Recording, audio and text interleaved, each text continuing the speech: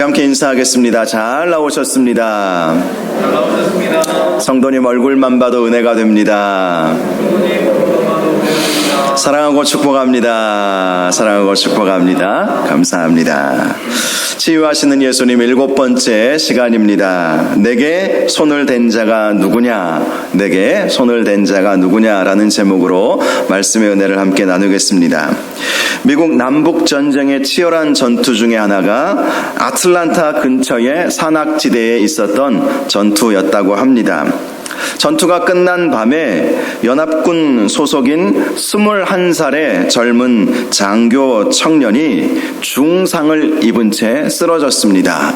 어깨에 중상을 맞았다고 역사의 기록에 나와 있더라고요. 위생병들은 그 젊은 장교를 쳐다보고 숨을 쉬지 않는 것처럼 느껴져서 죽었어, 숨을 쉬지 않아, 이렇게 말하면서 돌아가 버렸습니다. 그런데 그는 살아 있었습니다. 가는 숨을 쉬고 있었지만 여전히 살아 있었고 의식도 분명히 있었습니다. 그러나 위생병들은 그를 죽은 줄 알고 가망이 없는 줄 알고 그냥 돌아가 버렸던 것이지요.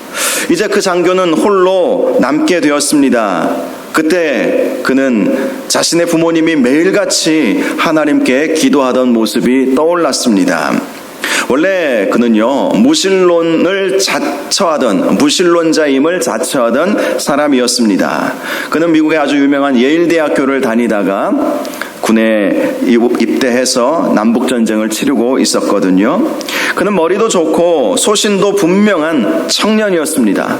특별히 무신론에 대한 소신은 더욱 분명했지요. 그래서 부모님을 이해할 수 없었던 것이죠. 있지도 않은 하나님께 무슨 저렇게 날마다 기도하고 예배한다고 하는가, 이런 생각을 하다가 인생의 위기가 찾아오니까 부모님이 믿으셨던 하나님이 떠오르게 되었던 것이지요. 그래서 그는 누워있으면서 이런 마음의 기도를 했습니다. 하나님, 정말 당신이 살아있다면 저를 구해주십시오. 다 저를 버리고 떠나가 버렸습니다. 이 전쟁터에는 나만 남아있습니다. 하나님께서 나를 살려주신다면 나의 남은 인생은 당신을 위해 봉사하며 살겠습니다.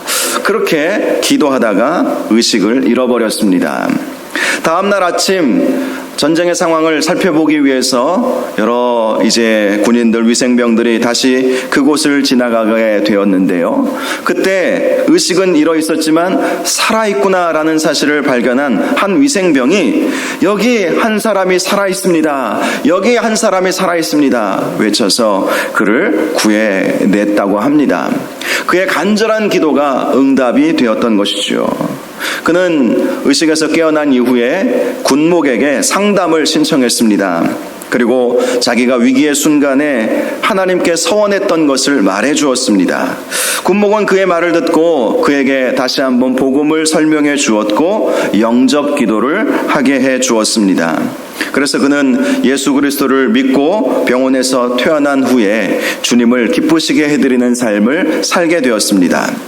예일대학을 졸업하고 올버니 대학 로스쿨에 입학을 해서 변호사가 되었습니다. 그 후에 뉴튼 신학교에 입학을 해서 목사 안수도 받게 되었습니다.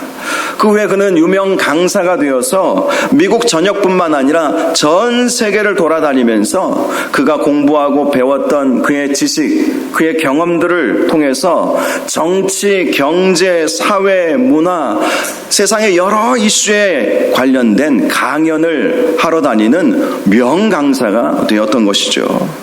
그리고 그는 목사로서 수많은 교회에 간증하면서 부흥 집회도 인도하게 되었습니다. 그리고 필라델피아에서 아주 유명한, 지금도 아주 유명하죠, 템플 대학교를 설립하는 설립자가 되었습니다. 그가 여러 강연을 통해서 강연 수입이요, 수억 달러라고 해요. 엄청나게 많은 뭐 요즘에도 유명한 분 한번 부르려면 뭐 1,000,000원대라는 거 아시죠?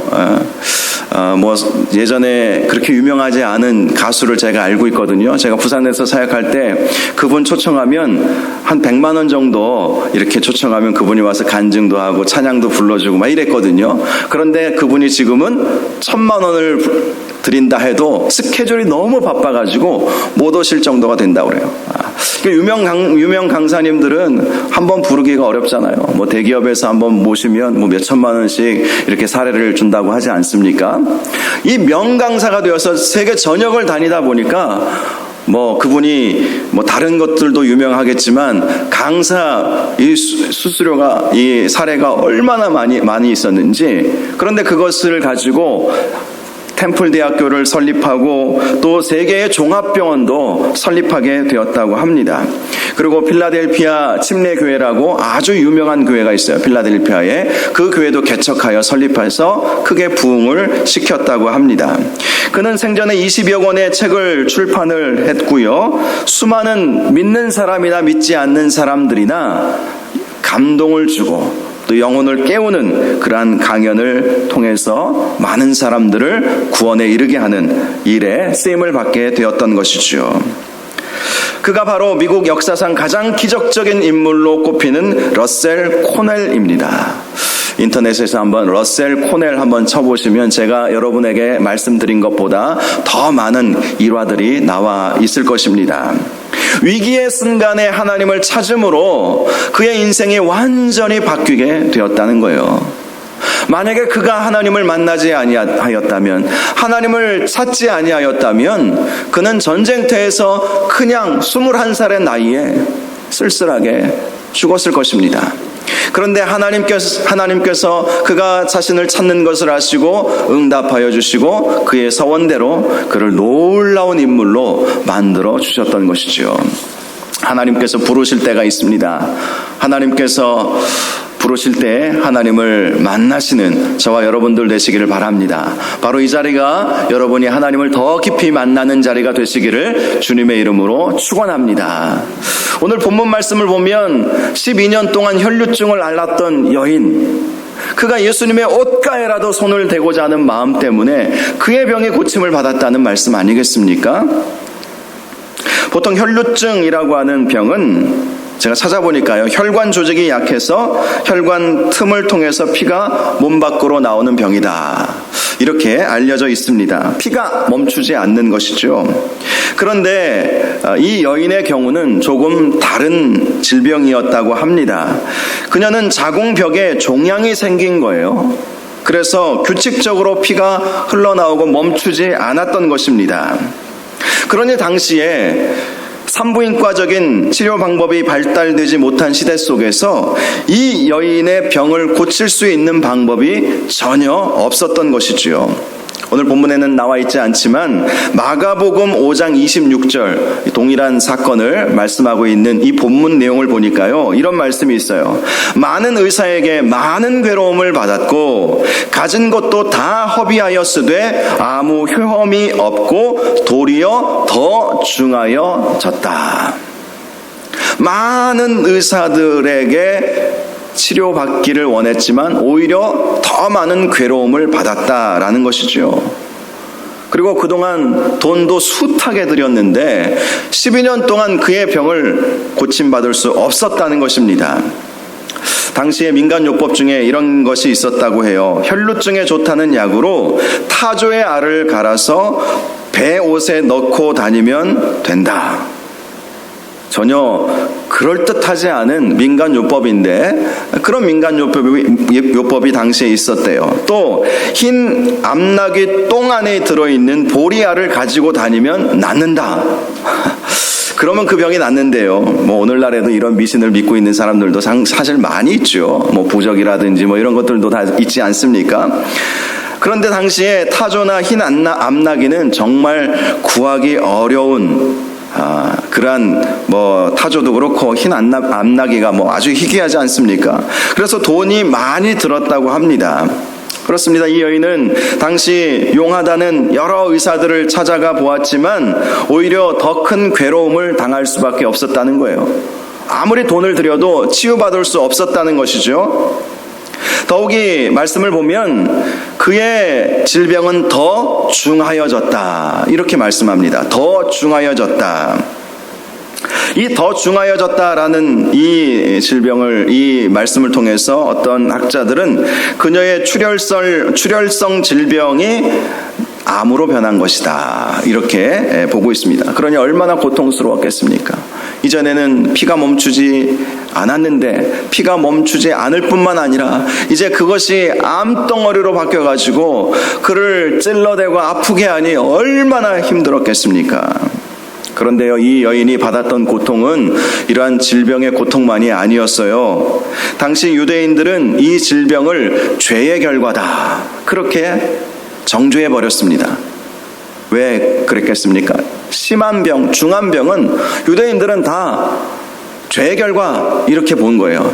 중풍병도 죄의 결과다 이렇게 보았듯이 이 유출병, 이 혈루증에 대해서도 죄의 결과다. 그러니 이 여인이 12년 동안 죄인 취급을 받지 않았겠습니까?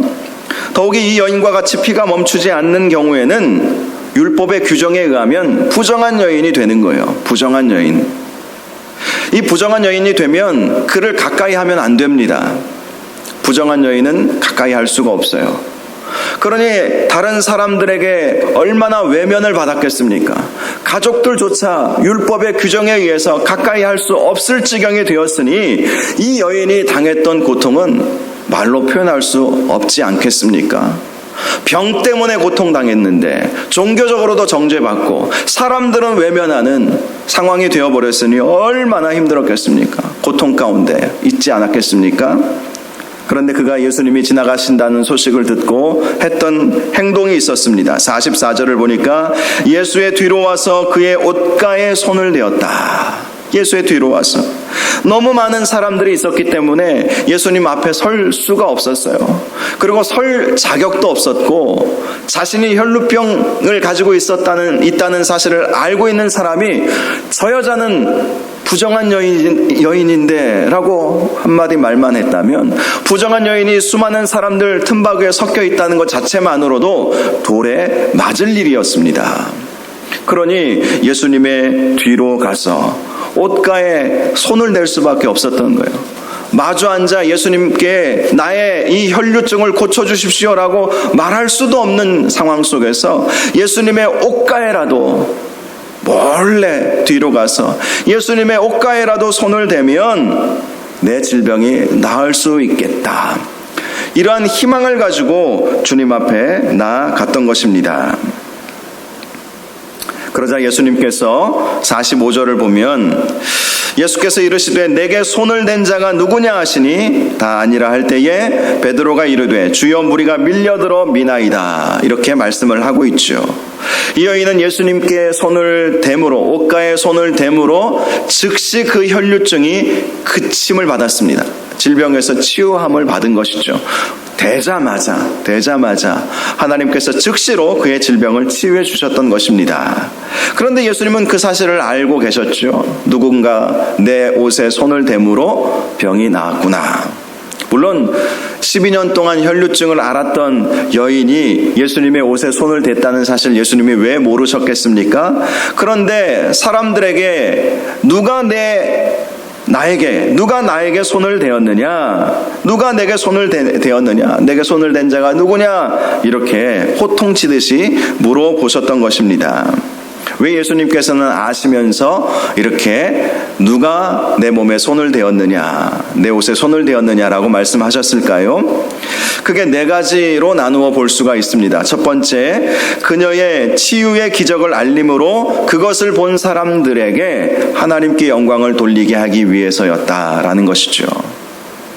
그녀의 믿음을 예수님께서 다 아시고 또 그녀의 치유를 예수님께서 아시고 그리고 하나님께 영광 올려드릴 수 있도록 했다. 두 번째는 예수님의 옷가에라도 손을 대면 자신의 병이 나을 것이라는 그녀의 믿음을 다른 사람들에게 소개해주고 싶으셨기 때문이었습니다. 얼마나 간절한 믿음으로 주님 앞에 주님의 옷에 손을 대었겠습니까? 옷에라도 손을 대면 자신의 질병이 나을 것이라는 그러한 마음, 그 마음, 그것이 정말 귀한 믿음 아니겠어요? 그것을 다른 사람들에게 소개해주고 싶으셨기 때문이다. 세 번째는 그동안 율법의 굴레에 억압받고 있던 이 여인에게 공식적으로 치유를 선포해 주시기 위해서였다라는 것이죠. 이 여인은 다른 사람들이 멀리하는 여인이었어요. 부정한 여인으로 취급받았기 때문에. 그런데 그렇게 드러내심으로 이 여인은 치유받았으므로 더 이상 부정한 여인이 아니다.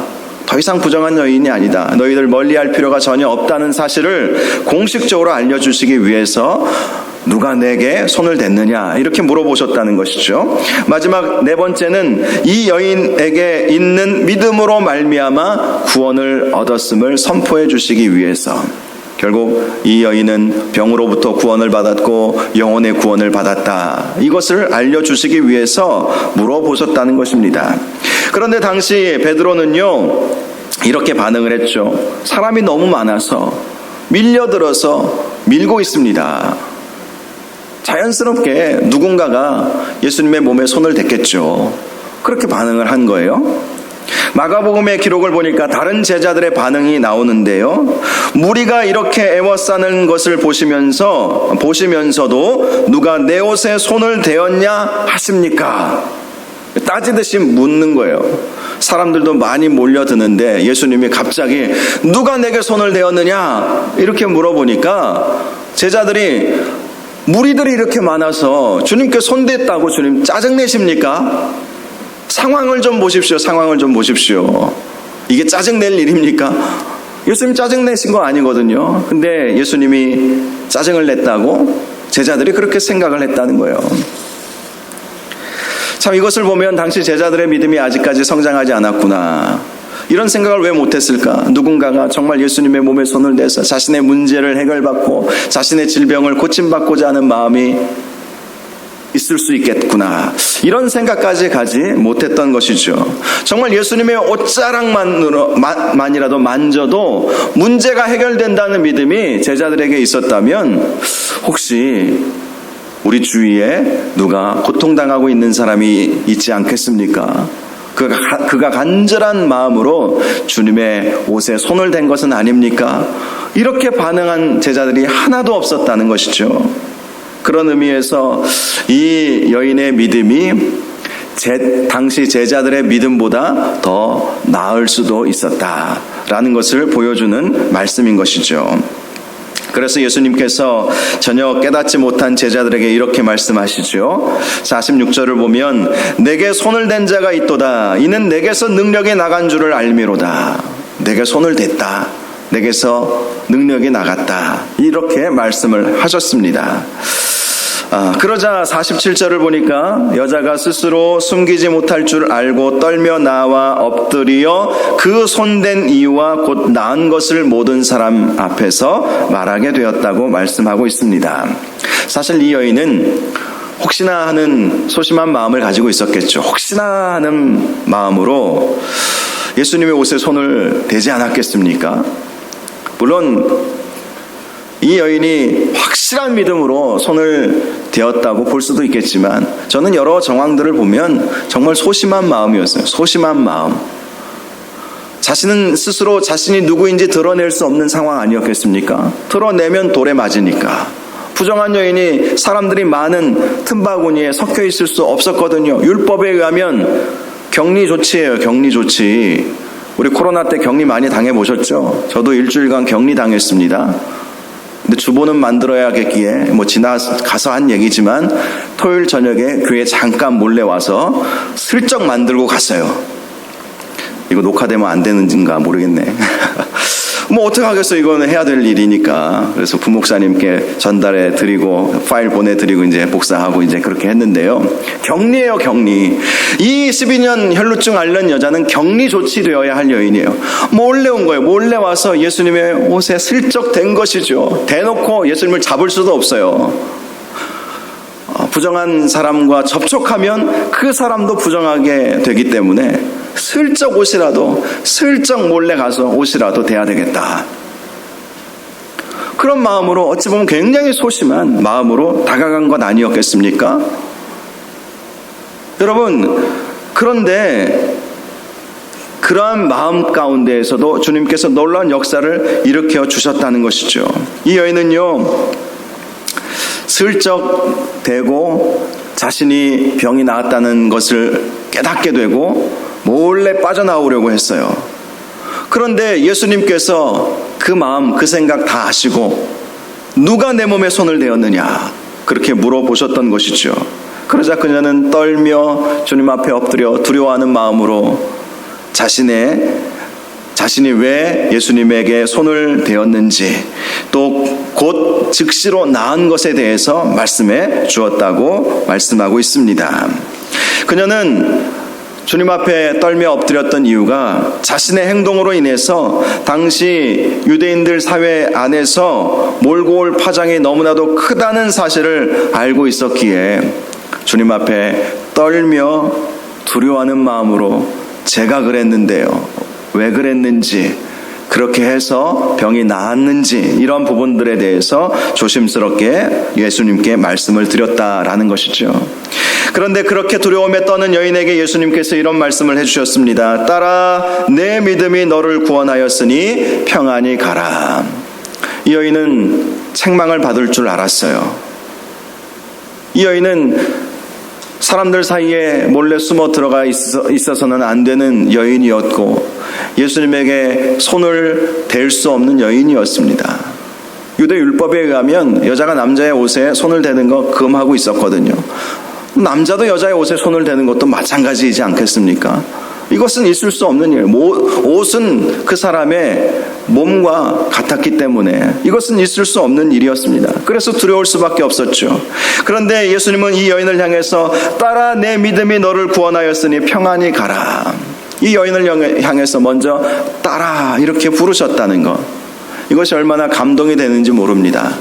나이 차이가 나면 얼마나 낫겠습니까? 딸아라고 불렀다면 아마 예수님보다는 더 어린 젊은 여인이었던 것 같아요. 예수님은 자신보다 나이가 많으면 여자여 이렇게 부르시지 않았습니까? 여자여라고 하는 이 호칭은 극존칭이라고 합니다. 늘 존대해 주었던 것이 예수님의 언어 사용 방법이었어요. 항상 높여주었던 것이죠. 예수님은 성경은 좀 반말로 많이 나와 있지만 그것은 권위를 주기 위해서 그런 것이고 예수님은 항상 극존칭을 많이 쓰셨던 것을 볼 수가 있지요. 딸아 이렇게 부르신 거예요. 자신보다 어렸던 것 같아요. 아마 생리가 시작되면서부터 안 멈춘 것 같아요. 10대 초반에, 그래서 20대 중반까지 갔는데 이 병이 더 심하여지고 중하여졌던 이 젊은 여인이었던 것입니다. 이 여인이 세상 속에서 외면받다가 주님이 지나가신다는 소식을 듣고 예수님에 대한 소문을 익히 들었기 때문에 예수님을 만나서 옷에라도 손을 대면 자신의 이 병에서 고침받을 수 있겠다라는 소박한 믿음으로 주님 앞에 나아갔던 것입니다. 딸아, 딸아. 저는 이 말씀을 통해서 예수님께서 가지셨던 마음은 아버지의 마음이구나, 이것을 발견할 수 있어요. 아버지의 마음. 탕자의 비유를 보면 아버지의 마음을 정확하게 알 수 있지 않습니까? 불효자였던 그 탕자가 모든 것을 다 탕진해버리고 거짓골로 돌아왔지만 막 뛰어가지 않습니까? 멀리서 아들이 오는 것을 보자마자 막 뛰어갑니다. 왜 뛰어간지 아십니까? 전에 한번 말씀드렸는데 왜 뛰어간지 아십니까? 뛰어가서 먼저 아들을 맞이하지 않으면 당시 불효자는 돌에 맞아 죽을 수 있었어요. 동네 사람들이 먼저 발견하면 저 불효자식 하면서 돌을 들어 칠 수 있었기 때문에 아버지는 막 뛰어간 거예요. 동네 사람들이 먼저 발견할까봐. 유대인들은요 어지간해서 뛰지 않습니다. 남자들은 뛰지 않아요. 왜냐하면 옷 자체가 이렇게 우리처럼 제대로 속옷도 잘 갖춰져 있고 있는 그런 옷이 아니었기 때문에 뛰면 막 다 하체가 드러나고 몸이 드러나는 거예요. 그건 수치스러운 일 아니겠습니까? 그래서 유대인들은 웬만해서는 뛰지 않습니다. 그런데 아들이 오니까 수치스럽고 율법이고 이런 게 중요한 것이 아니잖아요. 그 아들 돌에 맞아 죽지 않게 하기 위해서 막 뛰어가는 거예요. 뛰어가서 아들을 얼싸안고 입 맞추고, 얼마나 냄새나고 더럽겠습니까? 너 씻고 와라, 그래야 내가 안아주겠다, 이런 말을 안 하셨어요. 아버지는 그냥 안 안아주는 거예요. 아들이기 때문에 안아주는 거예요. 그것이 아버지의 마음 아니겠어요? 예수님께서 이 여인을 바라보셨던 것도 아버지의 마음이에요. 이 여인이 따지고 보면 하지 말아야 할 일을 한 것 아니겠습니까? 격리되어야 할 여인이 무리들 틈에 몰래 숨어 들어가 있었던 것, 또 부정한 여인이 그것도 랍비, 유대 사회에서 존경받는 랍비 중에 한 분인 예수님의 옷에 손을 댄 것, 이것은 하지 말아야 할 대표적인 규범이었습니다. 하지 말아야 할 일을 어찌 보면 한 거예요. 사회에서 바라볼 때 하지 말아야 할 일을 한 거예요. 그런데 예수님께서 이 여인에게 따라 이렇게 불러주신 거죠. 따라. 여러분, 부모는 자식의 잘못을 다 품습니다. 그래서 부모 아니겠어요? 자기가 할 수 있으면 자기가 대신 감옥에 가고 싶어 하는 것이 부모의 마음 아니겠습니까? 자기가 대신 아프고 싶은 것이 부모의 마음 아니겠습니까? 이 여인을 향해서 예수님은 아버지의 마음을 가지시고 따라 이렇게 부르신 것이죠. 따라. 예수님이 이 여인을 향해서 딸이라고 불렀으니 주변에 수많은 사람들이 이 여인을 정죄할 수 있겠습니까? 아무리 병이 있고 부정해도 딸은 아버지를 만질 수 있고 만날 수 있고 그것이 딸의 특권 아니겠어요? 그래서 예수님께서 이 여인을 향해서 따라 이렇게 불러주신 거예요. 여러분, 그래요. 우리가 아무리 죄악 가운데 살고 있고 실수하고 범죄하고 연약해도 주님은 저와 여러분을 딸로 아들로 부르신다는 사실을 기억하시기 바랍니다. 나는 딸의 자격이 없어요. 아들의 자격이 없어요. 그럴지라도 주님은 우리를 향해서 너는 내 딸이야, 너는 내 아들이야, 이렇게 부르신다는 거예요. 상자도 그랬잖아요. 아버지께로 가면 최소 굶지는 않겠다. 그래서 아버지 집에 종이 되어야 되겠다. 나는 아들의 지위를 포기하고 종이 되어야 되겠다. 이 마음으로 아버지의 집으로 다시 간 것 아니겠습니까?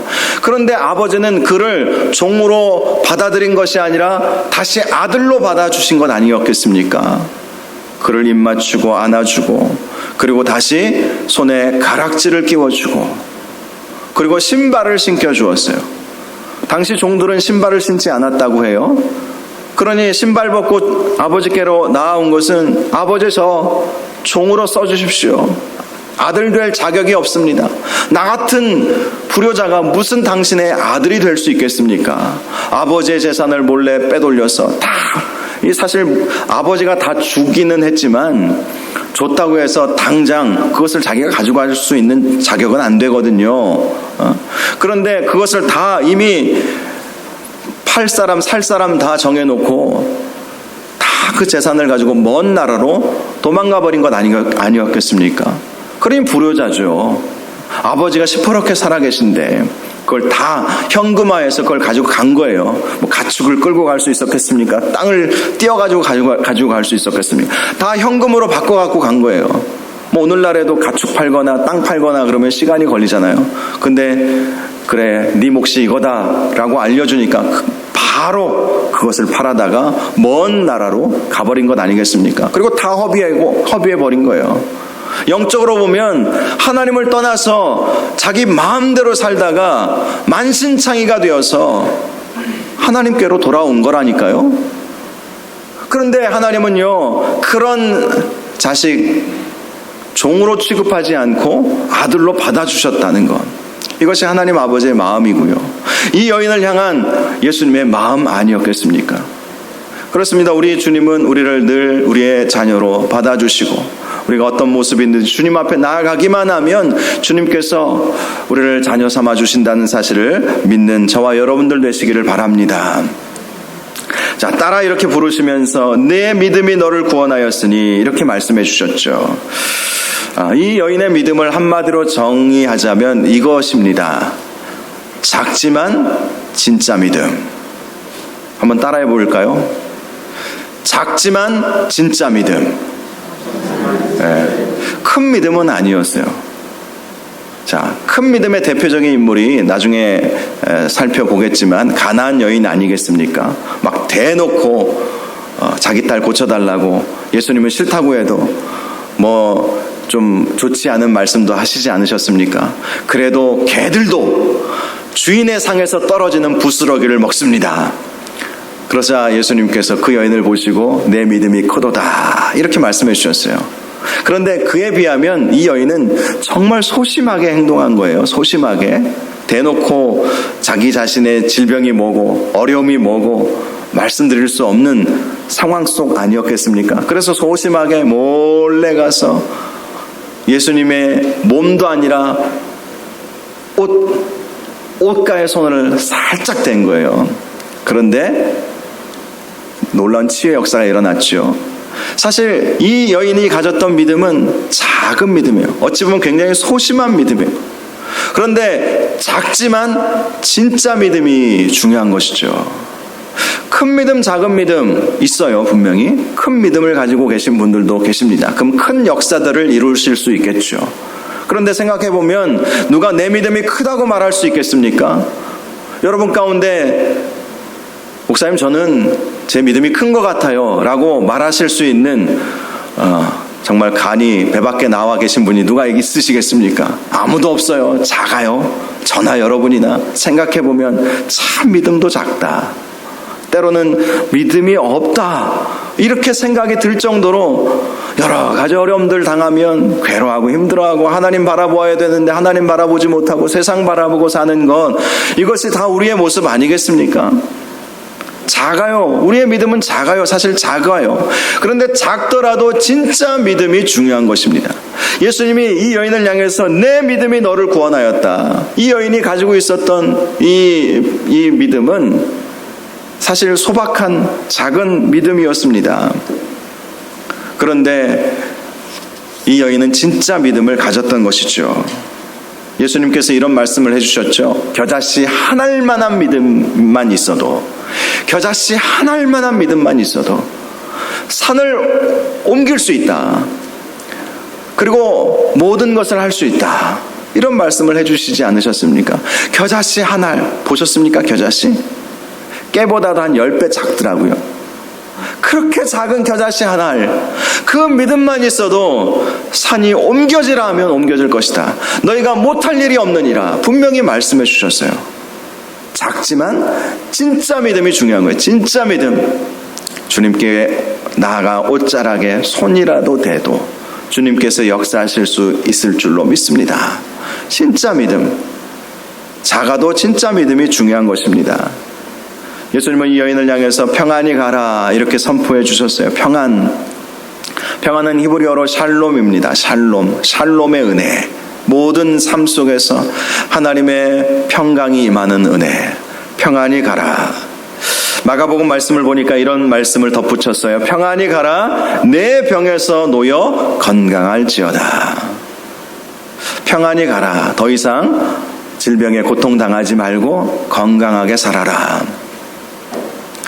단 한 번 만났겠죠. 일생에 이 여인은 예수님은 3년 반 공생에 사역하시고 십자가에 달려 죽으셨기 때문에, 그러나 성령으로 우리와 함께 하시지만 이 여인이 나중에 사실 이런 여인들이 다 초대교회 그 개척 멤버들 아니었겠어요. 이런 사람들이 예수님으로부터 치유의 은혜를 받았던 120명의 초대교회 성도들이 오순절 다락방에 모여서 성령 체험을 받고 교회가 시작된 것 아니었겠습니까?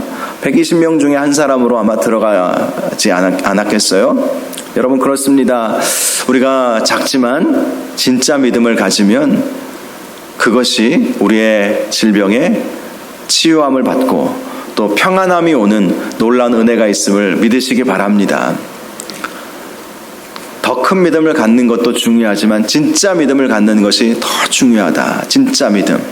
이 여인이 가지고 있었던 믿음은요, 어떤 장애를 극복하고 사회적 편견을 극복하려고 하는 그런 믿음일 수 있어요. 그러나 그렇다고 해서 대놓고 어떤 장애를 극복하기 위해서 어떤 무브먼트를 일으키고 뭔가 막 하고 이럴 수 있는 상황은 아니었죠. 그러나 진짜 믿음을 가질 때에 작더라도 그 믿음을 통해서 하나님께서 역사하신다는 사실을 꼭 기억하시고, 내 믿음이 크고 작은지보다 더 중요한 것은 주님 진짜 믿음 갖게 하여 주옵소서. 진짜 믿음으로 주님 앞에 나아가면 주님께서는 반드시 역사하시는 거예요. 질병의 치유함을 받게 하시고 우리의 모든 문제도 해결해 주시고, 우리가 살아가면서 우리 인생의 여러 가지 고통의 순간들이 얼마나 많이 있습니까? 그런 상황들을 해결할 수 있는 유일한 것, 작더라도 진짜 믿음, 이 여인이 가지고 있었던 이 진짜 믿음을 갖는 저와 여러분들 되시기를 바랍니다. 주님의 옷가에라도 손을 대면 병이 나을 수 있겠다. 이 마음, 이 믿음으로 주님 앞에 나아가셔서 희망을 갖는 믿음이라고 할 수 있죠. 그 희망을 가지고 주님 앞에 나아가셔서 질병의 치유함도 받고 마음의 상처들도 회복되고 또 여러분의 삶의 모든 문제도 다 은혜로 풀려지는 놀라운 역사가 있기를 주님의 이름으로 축원합니다. 이 시간 우리 함께 찬양하기를 원합니다. 왜 나만 겪는 고난이냐고 불평하지 마세요. 고난의 뒤편에 있는 주님이 주실 축복 미리 보며 감사하세요. 이 가사 오늘 말씀과 잘 맞는 가사입니다. 함께 우리 찬양하겠습니다.